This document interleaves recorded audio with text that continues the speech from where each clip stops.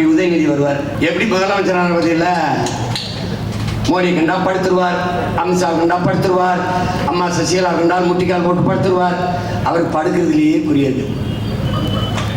பாருங்க, ஒரு மனிதன் அவர் ஒரு பெரியவர் அப்பா வயதை ஒத்தவரை போயிட்டு படுத்துருவாரு. படுக்க உனக்கு ஆசையாக இருந்தால் எங்கே போய் படுப்பா, பெரிய மனுஷங்க விளையாட்டு. இதில் எது குறுக்க ஒரு கோடி வேற.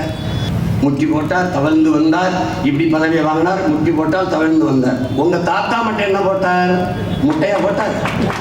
அவர் என்ன பண்ணார்? பேரறிஞர் அண்ணா என்கிற பெருந்தகை உருவாக்கிய கட்சி. அவருக்கு கோட்பாடு கொள்கை இருந்தது. ஒரு கெடுவாய்ப்பு தமிழ் பேரினத்திற்கு. இவர்களைப் போல 10 ஆண்டு 15 ஆண்டு ஆளுகிற வாய்ப்பு அந்த மகனுக்கு இருந்திருந்தால் இந்த நாடு எவ்வளவோ உயரத்திற்கு வளர்ந்திருக்கும். ஒரு கெடுவாய்ப்பா அவ்வளவு கஷ்டப்பட்டு 49 தொடங்கி 67 ஆட்சியை பிடிச்சி 1.5 ஆண்டுகளில் இறந்து போயிட்டேன். அதுக்கப்புறம் ஒரு கொடுந்துயரம். ஐயா பேரறிஞர் அண்ணாதுரை அவர்கள் ஆட்சியில் ஒரே ஒரு அமைச்சர் மேலே ஊழல் குற்றச்சாட்டு வருது, பொதுப்பணித்துறை அமைச்சர் மேலே. யாரா இருக்குன்னு நீ நினைக்கிறேன்?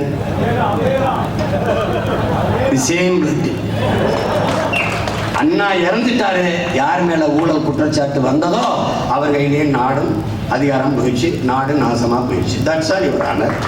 இவ்வளவுதான் நடந்தது டாக்டர், இவ்வளவுதான். இது என்ன பண்ணுவ நீ?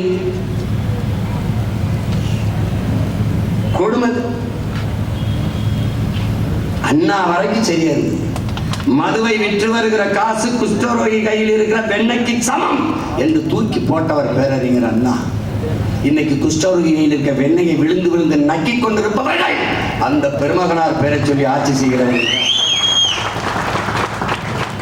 கொடுமை. ஒரு அமைச்சர், நிதியமைச்சர் படிக்கிறாங்க சட்டசபையில், 45,000 கோடிக்கு விற்கிற டாஸ்மார்க்கை 50,000 கோடியாக உயர்த்துவதற்கு நாங்கள் திட்டங்கள் தீட்டியுள்ளோம். அப்படி எப்படி 45,000 பேரை தாடி எடுத்துருக்கோம், அதான் 50,000 பேரை ஆக்குறதுக்கே முயற்சிக்கிறோம். என்ன பொருளாதார மேதைகள் வல்லுநர்கள் கூடியிருக்கிற திட்டம்? பாலின் சந்தை மதிப்பு 9 லட்சம் கோடி.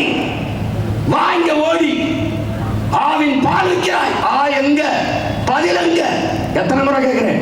மாட்டு பால் விற்கிற அரசு மாடங்க. ஒரு காலம் வரும், நான் மாடு வளர்ப்பேன், அரசு பணி. ஆடு வளர்ப்பேன், அரசு பணி. மீன் பிடிப்பேன், நானே பிடிப்பேன். என்னை எவன் தொடரான்னு பார்க்கிறேன் சிங்களன். நான் மீன்பிடி அந்த வேலையை அரசு பணியா மாற்றி என் மக்களுக்கு நானே படகு நான் வாங்கி கொடுப்பேன். 1 கோடியா, இந்த 2 கோடி வருதா, 3 கோடியா, போ மீனை பிடிச்சி. நீ என்ன சம்பளம் வாங்கிக்கலாம், இன்னும் என்ன வேணும் போ. நீ மீன் பிடிக்கிற சந்தை வாழ்விடத்துல கட்டி கொடுப்பேன். இந்த மாதிரி தூக்கி அங்க கொண்டு போ, இங்க போ, சீட்டிங் கொண்டே வருவேன். ஏன்? என் 4வது தாய்க்குடி பரதவர்கள். நீ மீன் பிடிக்கிறதுனால காரண பெயர் மீனவங்கிற, அவன் குடிப்பெயர் பரதவன். ஆதி குடி நான் குறவன், 2வது குடி நான் கோன், 3வது குடி நான் வேளாளன், 4வது குடி பரதவன். இதான் என் தாய்க்குடி. இதுல தான் உலகம். இவன் கேட்டு பார்த்துக்க, ஆய்வு செஞ்சு பார்த்துக்க. எல்லா பேரும் எங்க இருந்து வந்தோம் தான்.